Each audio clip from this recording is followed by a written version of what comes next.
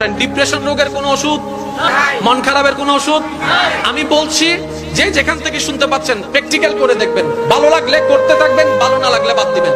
আমি প্র্যাকটিক্যাল করেছি সেটা আপনাদেরকে বলছি। যখন আপনি দেখবেন আপনার মনে বেশি পাথর জমে আছে, আপনার দুঃখ কষ্ট বুঝার মতো কেউ নাই, আপনার চোখের পানির মূল্যায়ন দেওয়ার মতো কেউ নাই, আপনার দুঃখ কেউ বুঝছে না, আপনার কষ্ট কেউ বুঝতেছে না, আপনার আশে নেই পাশে নাই নাই নাই কেউ নাই, আপনি যখন খুব একা মনে হবে, আপনার দুনিয়ার কষ্ট যখন আপনাকে চেপে ধরবে, আপনি কিচ্ছু করবেন না, শুধু একটা কাজ করবেন, যাই নামাজটা পিছিয়ে ডাইরেক্ট সিজদায় চলে যান, ডাইরেক্ট সিজদায় চলে যান, কপালটাকে ঝুঁকাই দেন, নাকটাকে ঝুঁকাই দেন, হাতটাকে ঝুঁকাই দেন, নিজের অস্তিত্ব বিলীন করে দেন, চোখটা বন্ধ করে সিজদার মধ্যে চলে যান।